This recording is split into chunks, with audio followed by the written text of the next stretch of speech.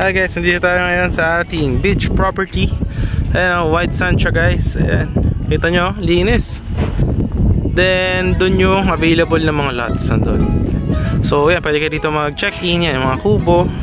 Then, yan, may mga swimming pool, may bar, samgyup, meron ng events place.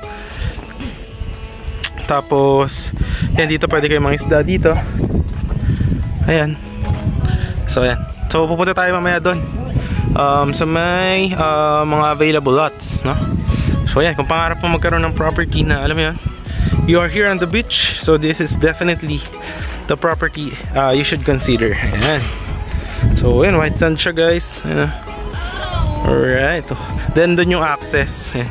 Gagawin yan para sa mga lot owners, no? Dito guys yung CR. Ayan, no? So may mga bathrooms dyan para sa cleanliness ng ating beach. Ayan, dun. Meron din tayo rito ang campsite. Ayan. So ito yung mga CR. Ayan, kita nyo. Ayan, may mga toilet tsaka mga shower. Ayan. So andyan siya. So yung access, doon kasi is sa resort yan, no?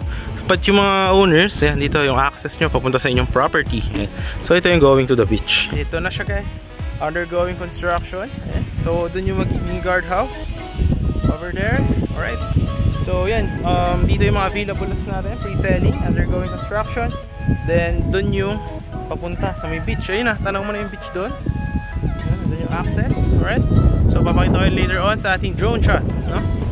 And then actually may mga nagpapagawa na ng house dito. Ayan, makita nyo yan dito sa may phase 1, no? So any house design guys. Alright. So minimum cut natin is 150 square meter. Ayan. So for you, that's remaining na lamang. So ito yung ano, napapagawa na ng house. Ayan, oh. Ayan. Ayan. So ganda na guys. Alright. Doon yung guardhouse. Ito resort, pwede kayong mag-check-in. May mga pool. Ito na yung ginagawang house na isa. Ayan. So ito yung kalsada. Ayan. So yung mga available lots natin is yun nandun, pre-selling siya. So gagawin pa yun ng mga daan. Alright. Tapos yun natin yung isang house dito. Ayan. Alright, yan ginagawa na guys. Yun, maganda din yung house na yun, no?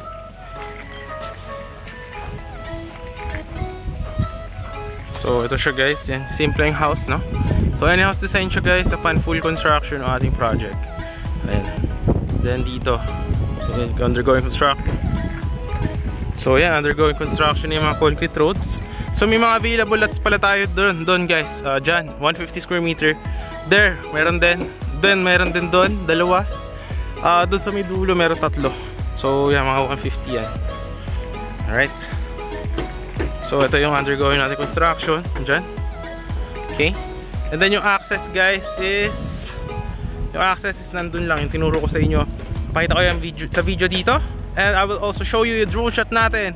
Here on 3, 2, 1, here is the drone shot of our property.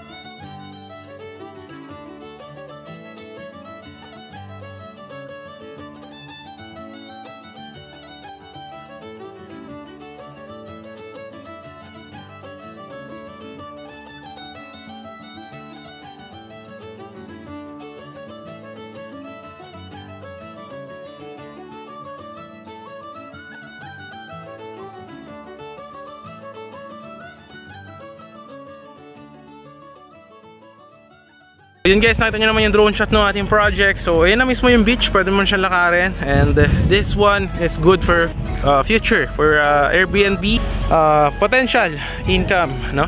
Kasi nga maganda yung property. And yan, gagawin nyo ng mga concrete road, kompleto yan with drainages. Yan. Meron din siyang lines for water and electricity, guardhouse, amenities, yan. Mga basketball court, multipurpose hall, etc. Yan. So yan, may mga available lots pa doon. Ayan, ginagawa na yung mga concrete road. Yeah. So next nyan is gagawa na yan ng sidewalk naman, no? Okay. So yan, no? Ito yung isa. Alright, inaayos na yung mga lupa. Ayan, may available din doon na 150 square meter. Yung sistema, nakita nyo naman yung concrete road doon. So ito is magiging ganito na rin siya soon. Yan. So inaayos na yung kanyang concrete road dyan. Alright. So gagawin din yun ng mga guardhouse and ng perimeter fence. Tapos yan, ongoing construction. Ayan. So ang remaining lots na lang natin is around, konti na lang, wala na siguro 15 lots. So may mga 150 square meter. And then yun na mismo yung beach, tanaw nyo na doon. Ayan o. So doon yung access, yung tinuro ko na video. Doon yung guardhouse naman pag ganun. Tapos yung mga tapos na sa phase 1, ayan, nagagawa na ng house yung iba. Right. So tingnan natin yung mga iba pang available lots.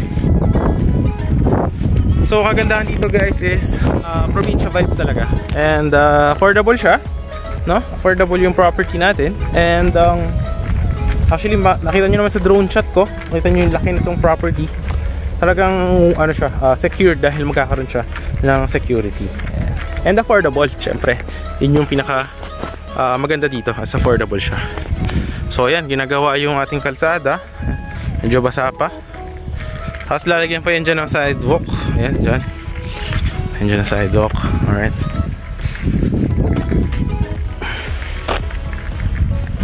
Ayan o, may mga naglalagay dun ng mga inaayos pa kasi itong semento. Nakita nyo yung backhoe para pagka ano, i-level pa yan para maganda yung pundasyon ng ating property. Tapos ito, yan, inaayos na yung mga kalsada.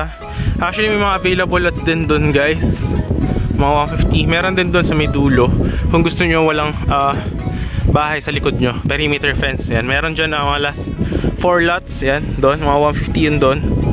Tapos may available din dun banda, dalawang 150. Dito may mga available 200 pero mga onti na lang. So yan.